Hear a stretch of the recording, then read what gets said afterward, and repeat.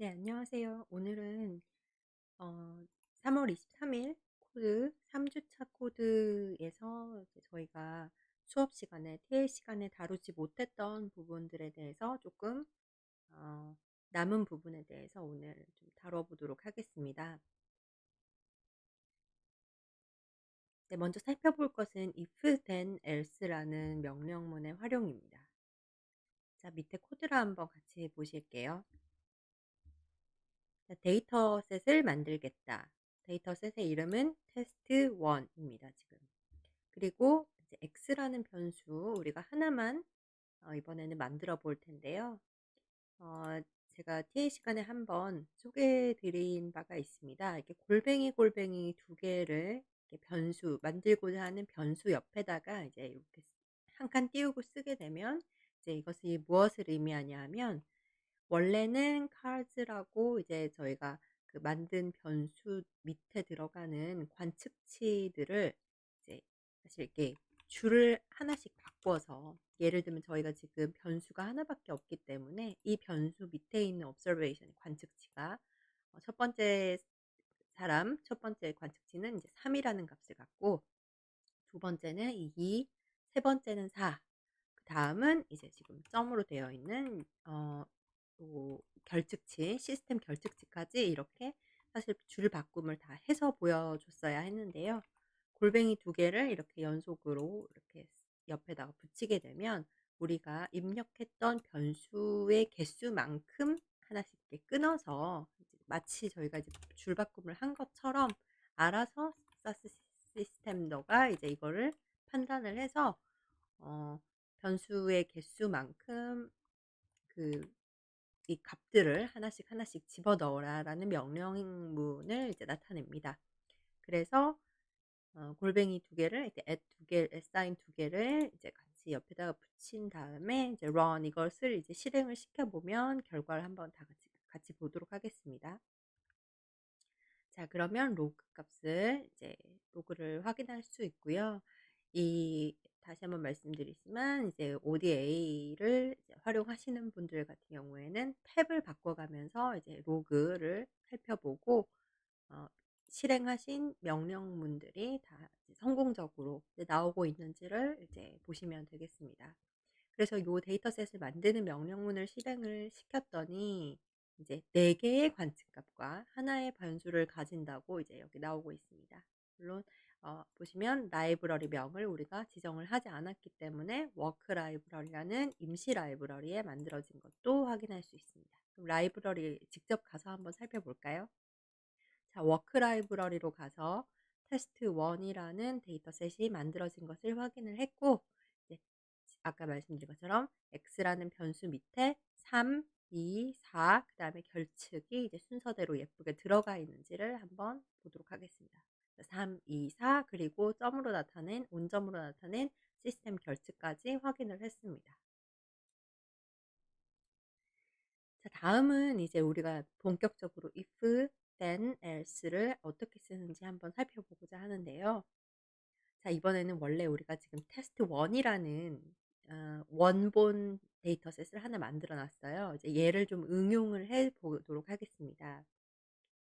그 데이터 프럭은 이미 주어져 있는, 이미 만들어져 있는 데이터셋을 분석하는 프로시저를 그 줄임말이라고 말씀을 드렸죠. 그래서 프락으로 시작하는 것들은 주로 분석을 할 때 쓰인다. 데이터로 시작을 한다면 데이터셋을 새롭게 만들거나 이제 위에서 우리가 한 게 데이터셋을 새롭게 만든 거죠. 혹은 데이터셋 기존의 데이터셋을 이렇게 셋 명령문을 사용해서 복사를 한 다음에 무엇인가 변경을 할 때 이제 저희가 또 데이터라는 명령문을 이제 사용을 하게 됩니다. 자, 이번에는 그래서 테스트 1이라고 우리가 만들어 놓은 워크 라이브러리의 데이터셋을 복사를 해 와서 테스트 1 그다음에 이제 발을 하나 집어넣어서 테스트 1 else라는 이름의 데이터셋을 하나 만들어라. 그런데 뭔가 조건을 두게 됩니다. 우리가 그냥 영어에서 if 라고 하거나 이제 then이라고 하거나 이제 이런 것들을 똑같은 그 의미를 가지고 있습니다. 만약에 x가 1보다 현재 큰 값을 가지고 있다면, 그렇다면 then 자 y라는 새로운 변수가 여기서 이제 만들어지게 됩니다. 우리가 위에서는 x라는 하나의 변수밖에 없었죠. 그런데 우리가 그것을 복사를 해 와서 새로운 데이터셋을 만들면서 변수를 이렇게 조건문을 활용을 해서 새로운 변수도 하나 만들게 되는 것입니다. 그래서 x가 만약에 1 보다 큰 값을 가지고 있다면 y는 1 이라는 값을 가지도록 이제 "코딩을 해라."라고 이제 이야기를 하고 있습니다. "변수 값을 하나 만들어라." 이렇게 이제 이야기를 하고 있습니다. 자 그다음에 그렇지 않으면입니다. else if. 그렇지 않으면 만약에 그렇지 않다면 x가 2 보다 클 때는 이제 y는 이제 0인 값을 가지도록 해라. 그리고 또 그렇지 않다면 근데 그렇지 않다면이라는 게 지금 어디에 걸리냐 하면 뒤에 부분이 아니라 우리가 뭔가 판단을 하게 되는 이제 앞부분에 걸리게 됩니다. 그래서 여기 else if에 들어가는 애들은 x가 1 보다 크지 않은 그러니까 x가 1 이었거나 1 보다 작은 값을 가졌을 때 이제 요 명령문을 이제 받게 되는 거겠죠. 자 그러면 우리가 아까 처음 데이터셋을 한번 보도록 하겠습니다. 자 x가 3이 있고 1을 가진 애가 있고 3이 있고 2가 있고 4가 있고 그다음에 이제 지금 결특치가 있죠. 자 그럼 x가 1 보다 큰 경우는 무엇인가요?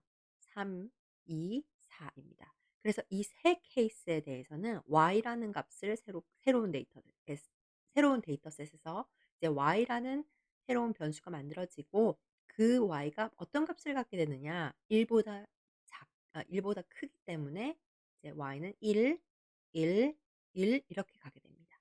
자 그럼 두 번째 줄이 뭐냐면 그 케이스들이 아니라면이라는 것이 이제 어디에 걸리게 되나요? 네 번째 케이스에만 걸리게 되겠죠. 그래서 그렇지 않다면이라는 그 네 번째 케이스 그리고 그러니까 앞에서 이미 처리가 된 케이스들은 다 제외를 하고 남은 케이스들 중에 만약에 x가 2 보다 크다면 그러면 y는 0 으로 코딩을 해라. 그런데 지금 남아 있는 게 보시면 x가 지금 앞에서 이미 1 보다 큰 값들은 다 y가 1, 1, 1 이렇게 값이 다 부여가 됐을 것이고요. 그렇지 않은 나머지는 지금 결특치입니다. 그래서 x가 이보다 큰 값에 해당하지 않죠. 그래서 지금 두 번째 명령의 문에서 조건을 줄 때 "x가 2 보다 크다면 y는 0을 가져라."라고 했는데 여기에 해당하지 않습니다. 그래서 여전히 y 값은 공백으로 남아 있겠죠. 자 세 번째 그러면은 그렇지 않다면 그러니까 여기서 또 네 번째 케이스는 첫 번째에도 속하지 않았고 두 번째에도 속하지 않았기 때문에 세 번째로 이제 다시 넘어가게 됩니다. 그런데 그 경우에도 x가 3 보다 크다면 y는 1 이라는 값을 가지라고 이제 부여해라. 이렇게 명령을 줬기 때문에 이 네 번째 케이스는 지금 아무 데도 속하지 않고 있죠. 자 이게 지금 문제입니다. 그래서 우리가 예상을 해 보건대 y라는 값을 가지고 있는 새로운 변수라 밑에 첫 번째 케이스는 1, 두 번째 케이스도 1, 세 번째 케이스도 1, 그리고 네 번째 케이스는 아무 조건에도 걸리지 않았기 때문에 결측으로 나타나게 될 것을 우리가 한번 예상을 해볼 수 있습니다. 자 그래서 우리가 한번 새롭게 만들 데이터셋을 요 명령문을 실행을 시켜서 자 그러면 로그를 보시면 4 개의 관측값과 2 개의 변수를 가진다. 이렇게 지금 나와서 우리가 y라는 변수가 새롭게 만들어졌을 것이라는 것을 이제 예상을 해볼 수 있고요. 정확히 이 데이터셋의 값들이 어떻게 부여가 되었는지 한번 프린트를 통해서 이번에는 더블 클릭을 하는 것이 아니라 프린트를 통해서 한번 살펴보도록 하겠습니다. 그래서 프린트 데이터 equal test1 else라는 것을 이제 명령문을 실행을 시켜보면 아까 말씀드린 것처럼 y가 1, 1, 1 그리고 마지막은 결측치로 나타내는 것을 이제 확인을 할 수 있었습니다. 자, 두 번째. 자, 우리가 그래서 else를 쓰는 것은 굉장히 중요합니다. 만약에 이 else라는 것을 쓰지 않는다면 어떻게 될 것인가. 그래서 no else라는 데이터셋을 우리가 새롭게 한번 만들어서 확인을 해 볼게요.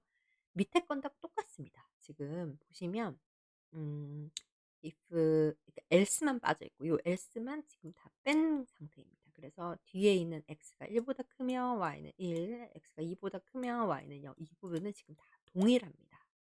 자, 그랬을 때는 어떻게 됐을 것인가? 그냥 일단 한번 설명 없이 이 코드를 실행을 시켜 볼게요. 자, 코드 실행을 시켰고 이제 로그를 봤을 때도 성공적으로 잠시 내려놓고요. 로그 보면 테스트 1 no else라는 데이터셋도 성공적으로 이제 만들어진 것을 볼 수 있고요. 자, 이때 데이터 결과를 한번 살펴보겠습니다. 자, 이번에는 아까와 달리 어떻게 되었느냐. 111 결측치였던 y 값이 011로 되어 있습니다. 그러니까 else를 쓰는 것과 쓰지 않는 것은 지금 다른 결과물을 보여주고 있죠. 왜 이렇게 됐을까? 아까 말씀드렸듯이 else라는 것은 앞에서 이미 그 조건문에 부합을 해서 처리가 되었다면 그 처리된 관측치들, 그 케이스들은 다 빼고 나머지들 중에서 판단하라라는 뜻입니다. 그런데 만약 else가 없게 된 경우에는 이렇게 세 번의 이제 조건문이 있었는데요. 이것이 다 독립적으로 그리고 순차적으로 뒤에 나오는 조건문이 이제 앞에 나오는 조건문을 덮어쓰게 됩니다. 그래서 보시면 1보다 아까 다시 데이터셋을 한번 열어볼게요. 이 테스트 1이라는 걸 우리가 지금 가지고 이 테스트 no else라는 거를 판단을 해보고 있었죠. 자, 1보다 큰 것이 3, 2, 4가 걸렸습니다. 그래서 1, 1, 1 이렇게 지금 y 값이 부여가 됐죠. 그 다음에는 2보다 큰 경우에는 0, 0을 주래요. 그래서 아까 1, 1, 1로 이미 코딩이 되어 있었는데 다시 2보다 큰 값이 3하고 4가 있기 때문에 이게 0, 1, 0으로 덮어쓰게 된 겁니다. 그리고 세 번째 줄에서 3보다 큰 값, 요 4. 이 부분이 다시 3보다 크기 때문에 1로 덮어 써진 거죠. 그러니까 두 번을 덮어 써서 1, 1, 1이었다가 0, 1, 0이었다가 0, 1, 1로 이렇게 최종적으로 두 번을 더 덮어 써서 이렇게 된 것입니다. 여전히 결측치는 이제 결측이 되고요. 그래서 이러한 경우를 도대체 언제 쓰느냐? 새로운 변수를 우리가 만들 때가 있어요. 예를 들면 지금은 여기가 숫자가 되어 있지만 그런 게 아니라 자, 우리가 뭐 x 값이 만족이었다. 그렇다면 우리가 그 만족이라는 것을 숫자로 코딩을 하고 싶은 경우가 있습니다. 새로운 변수를 만들어서. 그래서 어떤 우리가 이미 가지고 있는 만족도 satisfaction에서 satis라는 어떤 변수가 있다. 그래서 그 변수가 만약에 지금 뭐 값이 x 값이 그러니까 satis 값이 5라면 then 아니 매우 만족이라면 그렇다면 이제 satis 뭐 rename이라는 뭐 satis rename 이런 식으로 변수를 하나 더 만들어 satis rename은 5다. 이렇게 문자 변수를 숫자로 우리가 판단을 바꿀 수도 있고요. 가끔씩은 역코딩이라는 것도 있습니다. 예를 들면 어떤 설문을 가지고 왔는데 이미 만들어져 있는 설문을 가지고 왔는데 매우 만족이 1로 코딩이 돼 있고 매우 불만족이 이제 5로 코딩이 되어 있는 거죠. 그런데 이제 연구자 입장에서는 조금 더 직관적으로 만족한 경우, 만족도가 높은 경우에 높은 수를 부여하고 싶은 경우가 있죠. 그래서 그렇게 코딩을 바꿀 때 이미 satis라는 그 만족도를 나타내는 변수가 있지만 우리가 다시 한번 리코딩을 하고 싶다. 그래서 이번에는 뭐 예를 들어 satis record라는 변수명을 써서 if satis가 5, then satis rename은 1, 그 다음에 2점은 4점으로, 3점은 그대로 3점으로, 4점은 2점으로, 5점은 1점으로 이런 식으로 이제 우리가 코딩을 할 수 있죠. 그런데 그런 식으로 이제 코딩을 할 때 만약 else를 쓰지 않으면 만약에 코딩이 죄송합니다. 만약에 코딩이 이제 정확하지 않다면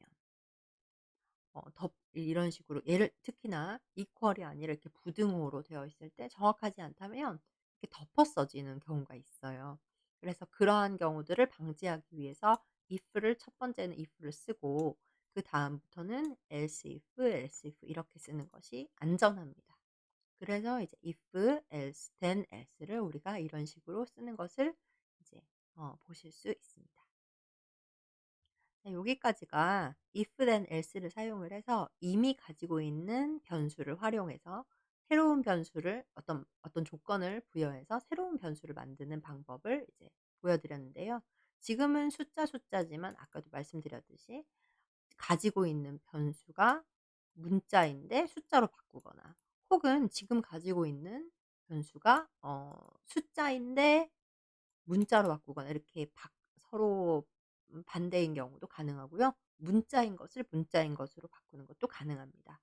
다만 이제 하나 더 팁을 드리고 싶은 부분은 우리가 어떤 판단을 할 때도 위에서 한번 보겠습니다. 판단을 할 때도 변수값이 얼마이면이라고 이제 이 문자를 판단을 할 때는 반드시 옆에 따옴표가 쌍따옴표 혹은 뭐 콧따옴표도 가능합니다. 어쨌든 이 따옴표가 있는 것을 이제 보실 수 있고 그 안에 들어가는 것이 만약에 영문값이라면 우리가 이렇게 대문자, 소문자까지도 정확하게 표시를 해 줘야 코딩이 제대로 된다는 것을 이제 말씀을 드리고 싶습니다.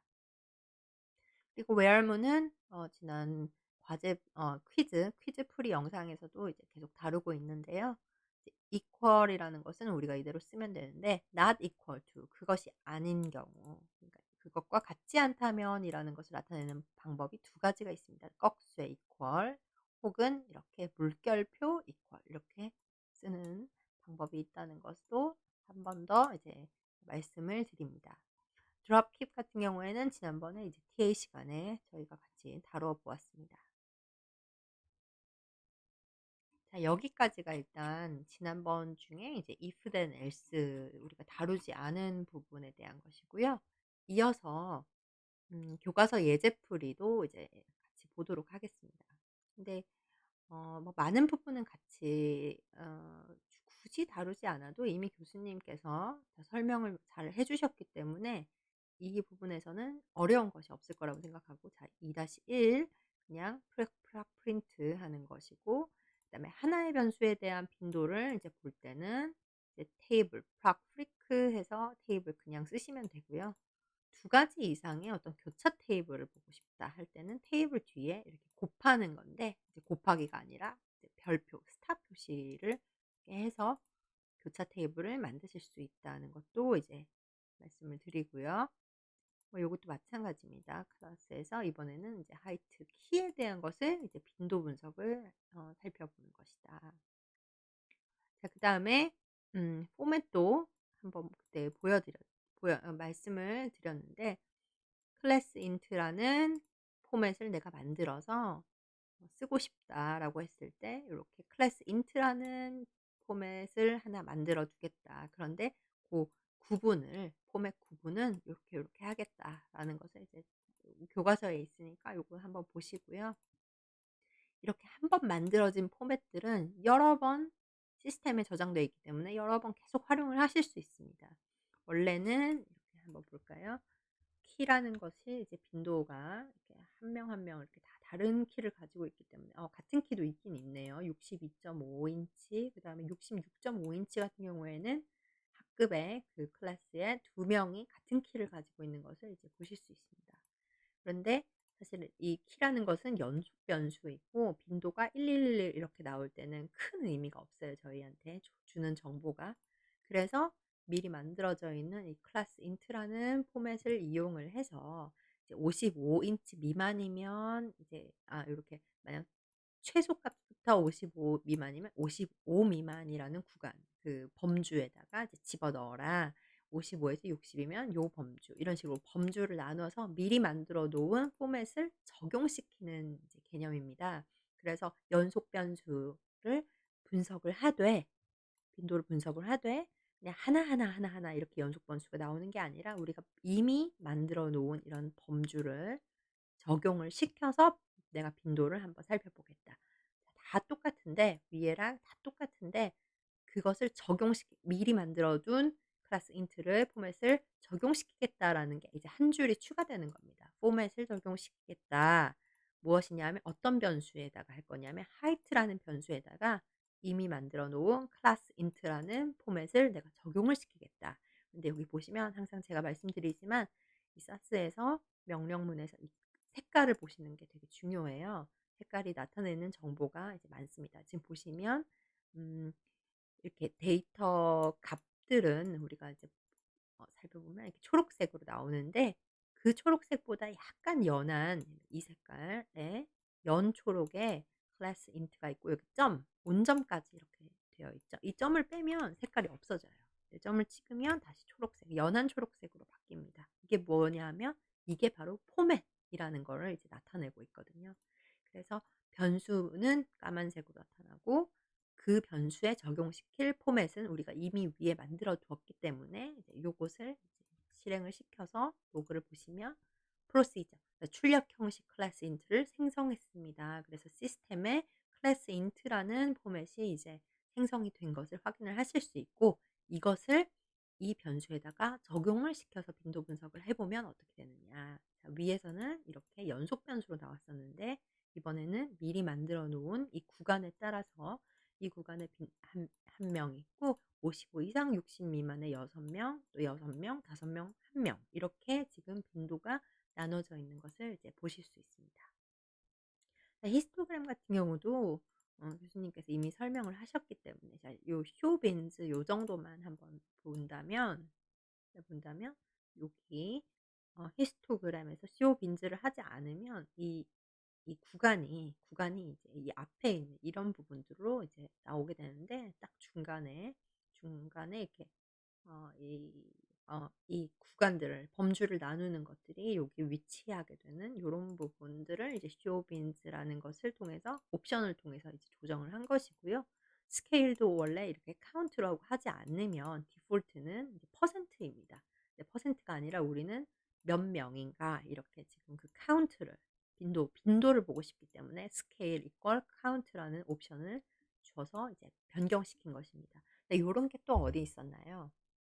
음 그래프 그릴 때 우리가 그 프락 SG 플롯에서 Vbar 같은 거를 할 때 그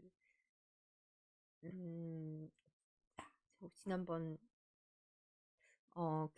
퀴즈 영상에서 제가 설명을 드렸거든요. 그때도 만약에 여기 옵션을 주지 않는다면 stat equal mean이라는 옵션을 주지 않는다면 stat이 그 sum으로 모두 합쳐진 거 그러니까 동부와 그때 서부의 그 선수들의 평균 연봉이 우리는 평균 연봉을 보고 싶은데 여기서 그 브락 SG 플롯에서 stat equal mean이라고 지정을 하지 않으면 stat equal sum이 디폴트로 되어 있기 때문에 그 동부와 서부에 속한 선수들의 그 연봉 전체의 합이 그게 나오게 됩니다. 그래서 우리가 알고 싶은 평균이 아니라 전체의 썸이 나오기 때문에 그런 부분들은 이제 옵션에서 우리가 디폴트가 뭔지를 살펴보고 우리가 원하는 것이 그것이 아니라면 옵션에서 이렇게 조정해 주는 것이 필요합니다. 그래서 히스토그램도 직접 한번 이 부분은 이제 손으로 어 써 보시고 직접 이렇게 작성을 해 보시고 또 실행을 시켜서 이제 이런 리저트 뷰어를 통해서 확인을 해 보시면 좋을 것 같습니다. 자, 그리고 제가 프락 유니베리에이션 단일 변수에 대한 각종 통계량을 보여준다. 이것은 우리가 퀴즈에서도 다뤘기 때문에 이제 넘어가도록 하겠습니다. 자, SG 플롯도 사실은 타이틀과 X축의 레이블, Y축의 레이블 이런 것이 없어도 잘 돌아갑니다. 그냥 한번 일단 그려볼게요. 자, 이것만 하더라도 이렇게 나오는데 그런데 이제 뭔가가 좀 심심한 거죠. 아, 여기서 이미 레이블이 어, 레이블이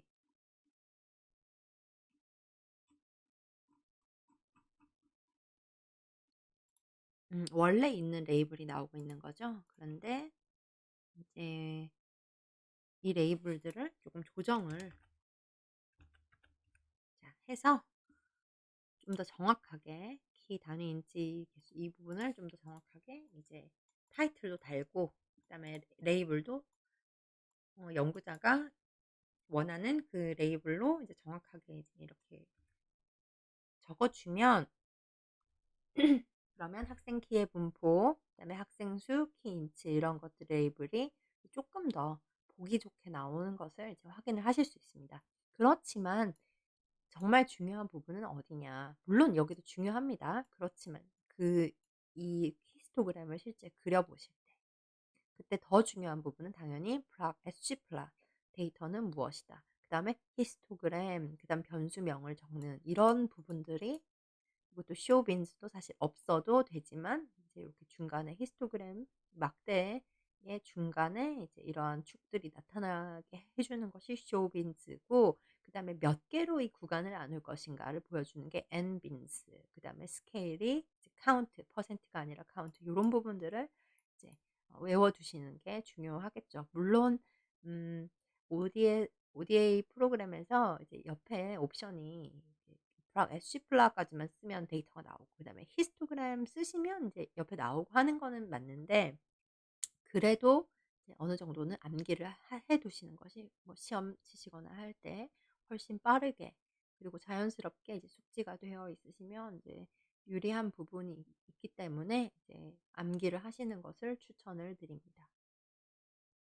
자, 그다음에 프락SG 플랫에서 이번에 산점도를 그리고 싶다 할 때는 히스토그램 대신에 스캐터 이런 것들도 보시면 타이틀이라는 것 만약에 이 타이틀이 없잖아요. 그러면 어떻게 나오는지 한번 보여드릴까요?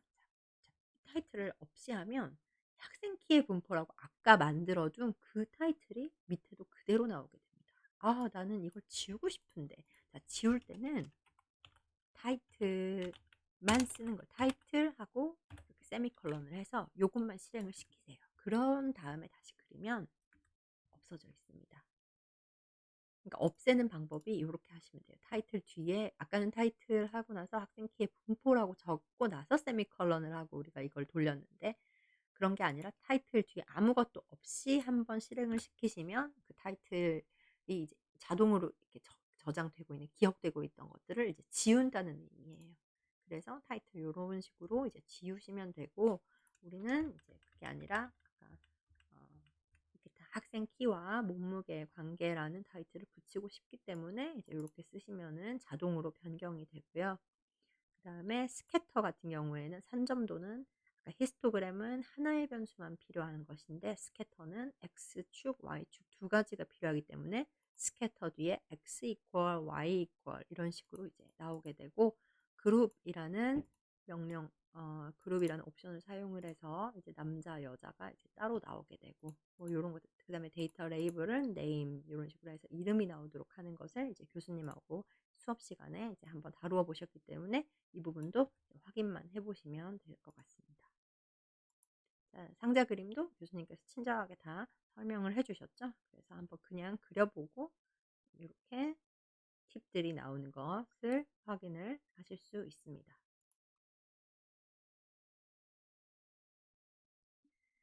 자, 이어서 이제 데이터 분석의 그걸 제가 자율적으로 한번 선생님들께서 한번 연습해 보시라고 이제 말씀을 드렸는데 필요한 부분만 우리가 간단하게 또 한번 짚고 넘어가 볼게요.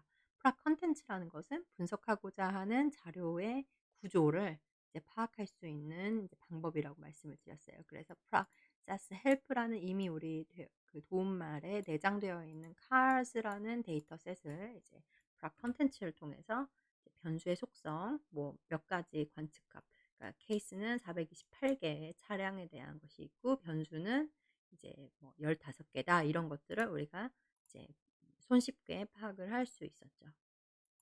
그다음에 교차 빈도를 한번 보고 싶다 했을 때는 이렇게 메이커와 타입 이런 거 한번 살펴보면 이제 각각의 메이커 우리가 뭐 잘 알고 있는 차 이런 메이커들 이런 메이커가 있고 타입 같은 경우에 이게 하이브리드 차인지 SUV 차량인지 세단인지 스포츠인지 뭐 이런 것들을 이제 볼 때 나눠서 볼 때 빈도를 볼 때 프리크를 이제 우리가 사용을 하는 것을 보실 수 있습니다.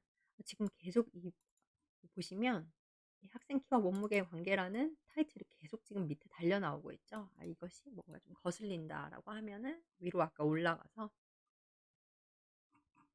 제가 벌써 지웠나요? 그러면 우리가 새로운 것을 뭔가 하기 전에 타이틀 이렇게 해서 이거를 이제 취소를 시키도록 하겠습니다. 그러면 이제 앞으로 나오는 것들에는 이렇게 제목이 달려 나오진 않을 거예요. 자, 그런데 이제 이 빈도 분석표를 보실 때 이 행과 열을 잘 보셔야 돼요. 지금 보시면 백분율, 빈도와 백분율, 행 백분율, 칼럼 백분율이 다 나오고 있어요. 우리가 지금 이래서 이 68.42가 정확히 무엇을 의미하는지 이런 것들을 어느 쪽이 100%인지 이쪽이 100%인지 이쪽이 100%인지 이런 것들을 이제 정확하게 이제 보실 수 있어야겠죠. 그래서 행백분율은 뭐 행이 가로기 때문에 이쪽으로 합했을 때가 이제 100%라는 의미가 되고 이제 칼럼 백분율은 이 전체적 이게 너무 길긴 한데 그러니까 이 아큐라의 이 하이브리드 여기 0.00과 그다음 아우디의 하이브리드 요렇게 내려가면서 요걸 내려가는 것들이 이제 100%인 걸. 근데 하이브리드 차량이 지금 이 위에 있는 이러한 메이커에선 잘 나오지 않고 보니까 혼다가 66.67 그리고 아마도 밑으로 내려가면 네, 토요타. 아, 다 일본 차들이네요. 일본 차량들이 이제 하이브리드가 있는 거. 요 당시만 해도 그랬나 봐요. 그래서 이 일본 차량들만 토요타가 이렇게 있는 이런 이렇게 하이브리드가 이렇게 칼럼 백분율이 이렇게 있는 것을 확인을 할 수 있습니다. 자, 그리고 이제 예를 들면 이제 이런 문제가 가능하다는 거죠. 사스 헬프 카즈라는 자료에서 BMW와 혼다, 그다음에 크라이슬러의 요 세 가지 브랜드에 대한 요 브랜드에 대한 차 종류별 아까 이 차 종류라는 게 하이브리드인지 SUV인지 이런 것들의 점유율을 보고 싶은데 자, 그러면 우리가 지금 볼때 프라프리크를 쓸 때 이제 네 가지 정보나 나와요. 빈도, 백분율, 행백분율, 칼럼 백분율이거든요. 근데 지금 이 문제에서는 무엇을 원하고 있는가?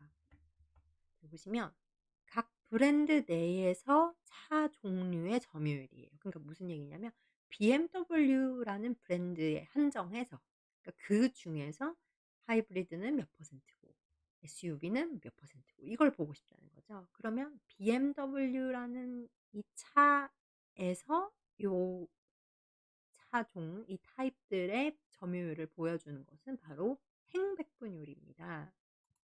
자, 그래서 요런 것들을 그런데 지금 필요 없는 다른 뭐 아큐라라든가 아까 아우디라든가 이런 차들을 보고 싶은 것이 아니기 때문에 브라프리크를 쓰긴 쓰는데 그리고 이 데이터셋을 쓰긴 쓰는데 where 문을 이제 여기다가 데이터셋 옆에다가 우리가 추가를 해서 이 where 지난번 말씀드렸듯이 이 where이 다음 줄로 그냥 독립적으로 이 괄호 빼고 내려가도 상관이 없습니다.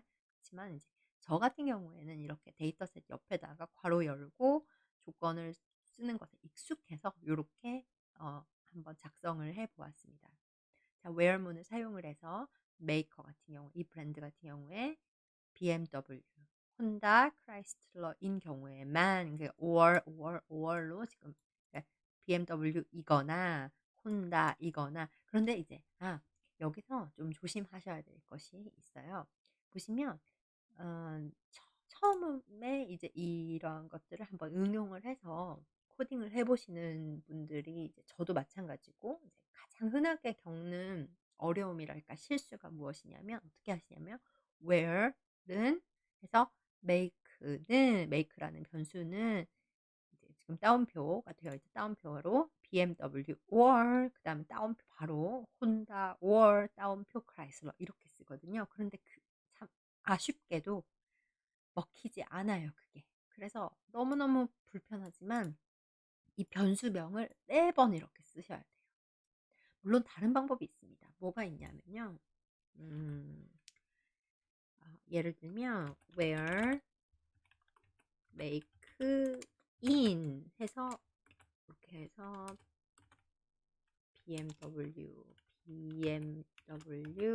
혼다 이것도 대소문자 해야 되니까 혼다 크라이슬러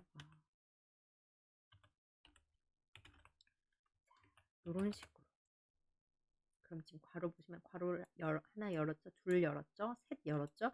그래서 뒤에 닫는 것도 하나, 둘, 셋 이렇게 정확하게. 그래서 메이크가 BMW, 혼다, 크라이슬러 안에 있다면 그러면 이렇게 해라. 이렇게 우리가 요 where문을 요렇게 요렇게 쓴 거를 변수를 매번 이렇게 쓴 것을 요렇게 똑같이 쓸 수 있어요. 요런 방법이 있어요. make in으로 쓰는 방법이 있는데 이제 요거는 요거에 또 익숙해지시면 좋긴 한데 일단은 가장 이제 저희가 많이 쓰는 것이 이렇게 변수명은 무엇이고 or 또는 and 이런 식으로 이제 이렇게 쓰는 것이 이제 가장 기본이기 때문에 조금 거추장스럽더라도 우리가 지금 이제 이렇게 정석대로 이제 보여드리고 있습니다. make는 BMW or make는 혼다 or make는 크라이슬러 이렇게 대소문자까지 따옴표 안에 문자기 때문에 따옴표 안에 정확하게 이제 적어주는 것을 이제 보실 수 있어요. 이제 그래서 이 cars라는 데이터셋을 분석을 하긴 하는데 요 경우에만 지금 분석을 해라라고 지금 우리가 조건을 걸어서 그 데이터 분석의 범위를 지금 한정을 시켜줬고요. 그 다음에 이제 뭘 내가 보고 싶냐, 프락프리크를 했기 때문에 변수는 이제 make와 type, 그렇죠. make 브랜드 안에 차 종류를 보는 거기 때문에 make, star, type이라고 했고 지금 보시면 no percent, no call 이게 무슨 의미냐? 자 보시면 음, 지금 no percent가 아 no percent는 그냥 요 네 가지 중에 백분율을 의미해요. 그리고 no call은 칼럼을 줄인 거라서 no 칼럼을 의미해서 칼럼 백분율도 없어집니다. 그럼 남은 것은 이제 빈도와 행 백분율이 나오는데 한번 살펴볼게요. 자 그러면 이제 빈도는 이렇게 위에 첫 번째 줄에 나타나고 이제 이 밑에는 이제 행 백분율만 남아 있는 것을 보실 수 있습니다. 그래서 아까 우리가 질문 자체가 하나의 브랜드, 이 BMW, 크라이슬러, 혼다라는 브랜드 안에서 각 타입이 백분율이 어떻게 점유율이 이렇게 있는지를 보고 싶다라고 했기 때문에 이제 행의 이제 이 합이 100%인 이 상태를 이제 보실 수 있어요. 그래서 이제 쉽게 이제 우리가 파악을 할 수 있죠. 예를 들면 혼다에서 세단의 점유율은 이제 비율은 얼마냐라고 했을 때 바로 혼다 세단 이렇게 가서 11개의 차량이 있고 그다음에 전체 중에 11개고 그다음에 64.71%라는 것을 이제 확실하게 좀 더 쉽게 이제 우리가 파악을 할 수 있습니다. 자 그다음에 요것은 이제 보시면 프라프리크라는 것은 이렇게 지금 빈도와 백분율을 이제 볼 때 하는 것인데 만약에 연속형 변수 특히 인보이스 이런 가격을 프라프리크로 분석하는 것이 의미가 있는 것인가를 한번 보기 위해서 이제 했는데요. 보시면 차가 아까 428개였나요? 428개의 차 정보에 대한 이게 지금 다 하나씩 나오는 거죠. 거의 겹치는 지금 인보이스 가격이 없는 것으로 이제 보여집니다. 그래서 이런 식으로 보는 것은 별 의미가 없어요. 그래서 구간을 잘라서 보고 싶다라고 하면 아까처럼 그 어떤 가격대에 대한 구간 범위를 포맷을 만들어서 적용을 시켜서 보시는 것이 위에 아까 우리가 이렇게 포맷을 적용을 시켜서 본 것처럼 이렇게 포맷을 하나 만들어서 가격대를 30,000에서 40,000, 40,000에서 50,000, 50,000 이상 뭐 이런 식으로 이제 만들어서 분석을 하는 것이 좋겠죠. 이것도 마찬가지입니다. 그 연속형 변수를 그냥 어떤 뭐 제약 없이 이렇게 테이블로 만들게 프리크로 분석을 하게 되면 굉장히 쓸모없는 분석이 되어버리는 것을 이제 보실 수 있습니다. 그래서 요 밑에 하나 나중에 포맷을 만들어서 뭔가 이렇게 이거 적용을 시켜서 인보이스라는 어떤 변수에다가 우리가 예컨대 인보이스라는 똑같은 이름의 인보이스라는 똑같은 포맷을 하나 만들었다. 그런데 포맷은 이렇게 점을 찍어주는. 근데 우리가 지금 만든 게 없기 때문에 얘는 지금 돌아가진 않겠지만 이런 식으로 이제 분석을 해볼 수 있다는 걸 이제 말씀을 드리고요. 자, 연속형 변수의 이제 빈도 분석 같은 경우에는 프락 유니베리에이트를 이제 그때 보여드렸고요. 이런 것들도 프락 민즈로 분석을 할 수도 있다. 자, 그런데 이제 보여드리고 싶은 것이 프락 민즈에 우리가 어떤 특별한 옵션을 부과하지 않으면 얻게 되는 통계량이 이제 OBS 평균, 표준 편차, 최소, 최대 이렇게 나오게 됩니다. 한번 보겠습니다. 지금 보시면 평균 관련된 어떤 기술 통계량을 보고 싶다. 키에 대한 것을 보고 싶고 그다음에 성별에 따라서 그러니까 나눠서 보고 싶은 범주가 성별이다라는 걸 할 때 클래스 변수를 쓴다고 이제 설명을 드렸어요. 그래서 요거를 우리가 돌려볼게 되면 평균 자 OBS n 몇 개인지 OBS 그다음 평균, 표준 편차, 최소, 최대 요렇게 나온 그다음에 범주는 이렇게 범주 남녀로 나눠지는 것을 이제 보실 수 있습니다. 그런데 이렇게 기본 옵션 외에 예를 들면 중위값도 보고 싶고 혹은 최빈값도 보고 싶고요. 표준 편차 이런 것들도 보고 싶을 때는 어떻게 해야 되냐 프랑민즈를 사용할 때. 어떻게 하냐면 데이터명 뒤에다가 뭐 이렇게 옵션 뭐 슬래시 이런 것도 필요 없어요. 데이터명 뒤에 이렇게 파란색으로 잘 나오면 되는 겁니다. 근데 요것도 좀 외워 두셔야겠죠. 이렇게 문법이 조금씩 조금씩 달라서 애매한 부분이 있지만 이런 부분들은 이제 잘 눈여겨 보셨다가 이제 적용을 시키시면 되겠습니다. 그래서 데이터명 뒤에다가 나는 미디언과 이 퍼센트 그러니까 50 이 100 분위로 나눴을 때 50 이니까 이게 사실 미디언이랑 같은 값이에요. P 퍼센타일로 했을 때 50, 50 퍼센타일 그다음에 Q1 값 이거는 교수님하고 이제 수업 시간에 하셨죠. 이제 쿼타일로 했을 때 1 쿼타일이 어디냐, 3 쿼타일이 어디냐 이렇게 나오는 것을 이제 보실 수 있고 고런 것들을 이제 한번 돌려보면 보시면 백 중위수 그다음에 50, 100 분위가 제 중위랑 같다고 말씀드렸어요. 이게 100 으로 나눴을 때 50 이기 때문에 같은 겁니다. 그다음에 4 분위, 1-4 분위수, 3-4 분위수 이게 이제 Q1, Q3로 나오고 이제 인터쿼타일 레인지라는 게 이 Q3 값에서 Q1 값 사이 이 범위를 의미하기도 하고요. Q3에서 Q1을 뺀 값을 우리가 인터쿼타일로 얘기를 하기도 합니다. 두 가지 다 가능합니다. 그래서 두 가지 다 써 주시 만약에 인터쿼타일을 "레인지를 구해라."라고 하면은 이제 그 범위를 써 주시면 되고 인터쿼타일 밸류 그러니까 그 "값을 구해라."라고 하면 Q3에서 Q1을 이제 뺀 값을 이제 보여 주시면 되겠습니다. 주로 인터쿼타일 레인지를 보는 것 같긴 해요. 그래서 그래도 두 가지 다 알아두시면 좋을 것 같고요. 자 이번에는 조금 요거는 어렵습니다. 요거는 제가 다시 다른 TA 시간에도 몇 번 더 보여 드리도록 하겠는데요. 프라그민즈 요거 다 똑같이 지금 간 다음에 지금 보시면 이번에는 다른 요 위에서는 클래스 데이터 셋이었는데 이번에는 차량입니다. 차량에 이제 내가 중위수와 그다음에 뭐 1-4 분위 값, 3-4 분위 값을 알고 싶고 이 MPG가 그 연비예요, 연비. 도시에서의 연비를 의미합니다. 도시 연비를 차량의 도시 연비를 내가 분석을 해 보고 싶은데 이 오리진이 뭐뭐 있었냐면 그때 유럽 그다음에 USA 그다음에 아시아 이렇게 세 군데가 있었거든요. 그러니까 지역에 따른 차량의 연비를 내가 보고 싶다라는 것을 의미를 합니다.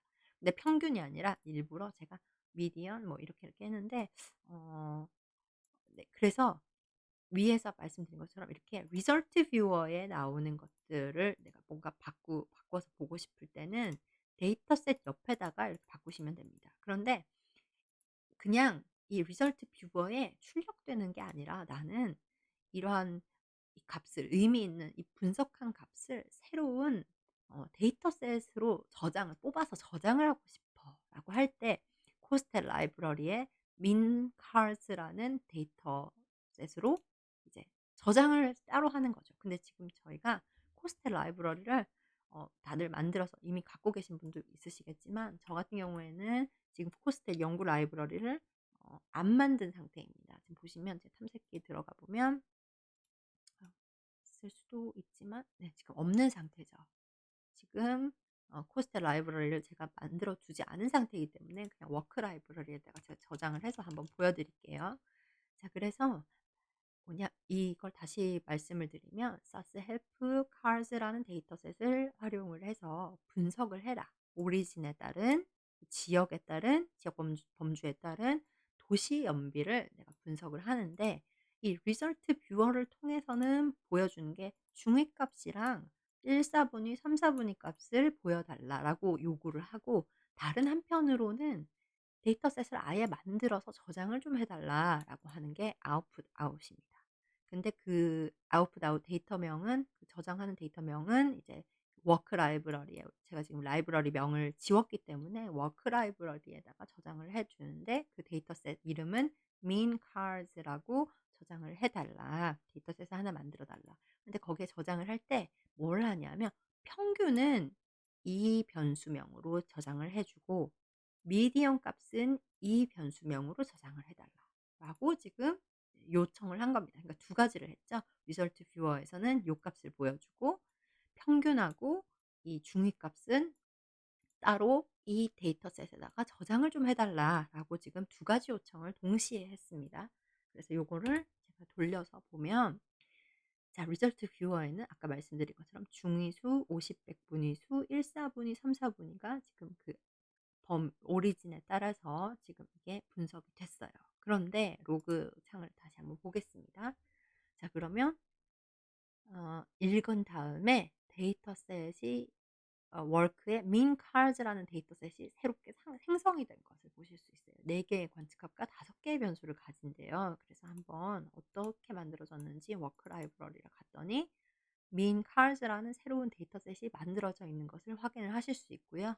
요거를 클릭을 해서 열어보면 아까 우리가 요거 두 가지를 확인해 보면 자 이 오리진에 따라서 그러니까 지역에 따라서 아시아인지 유럽인지 이제 미국인지 이거에 따라서 분석을 하는데 이 도시 연비를 분석을 하는데 평균 같은 경우에는 요 변수명으로 저장을 해 주고 미디엄 값 같은 경우에는 요거 변수명으로 저장을 해 달라고 했더니 어 여기 보시면 변수명으로 저장을 딱딱 해 주고 앞에는 자동적으로 만들어 주는 겁니다. 우리가 오리진으로 나누어 봤기 때문에 이제 어떻게 나눠졌냐면 오리진하고 타입, 프리크 요거는 사스에서 이제 좀 친절하게 이미 이렇게 보여주는 거고요.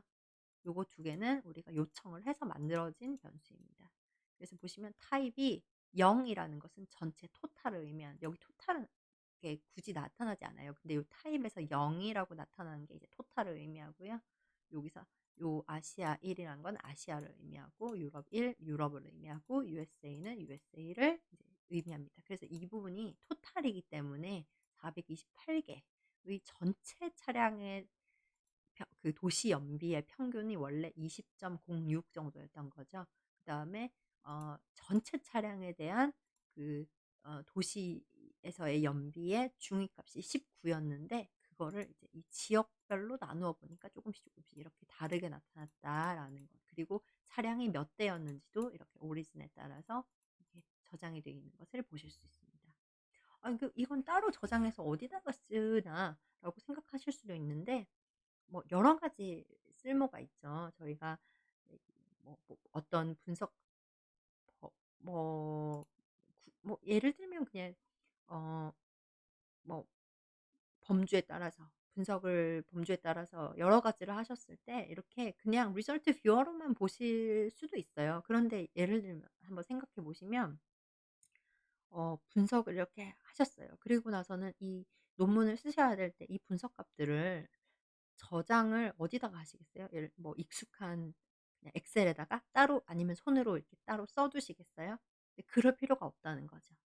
그럴 필요 없이 그냥 우리는 바로 이렇게 똑똑한 방법으로 좀 더 스마트한 방법으로 이렇게 데이터셋으로 저장을 해 두면 언제든지 그러니까 물론 저는 지금 워크 라이브러리에 저장을 해서 이 사스를 껐다 켜면 다 사라지긴 하겠지만 선생님들께서는 연구 라이브러리 본인이 작업하고 있는 연구 라이브러리에다가 이렇게 어 저장을 해 두시면 언제든 다시 들어가서 평균이 얼마였는지 그 분석 단위에 따른 평균이 얼마였는지 중위값이 얼마였는지 예를 들면 스탠다드 디비에이션이 얼마였는지 이런 것들을 이제 확인을 손쉽게 해 보실 수 있습니다.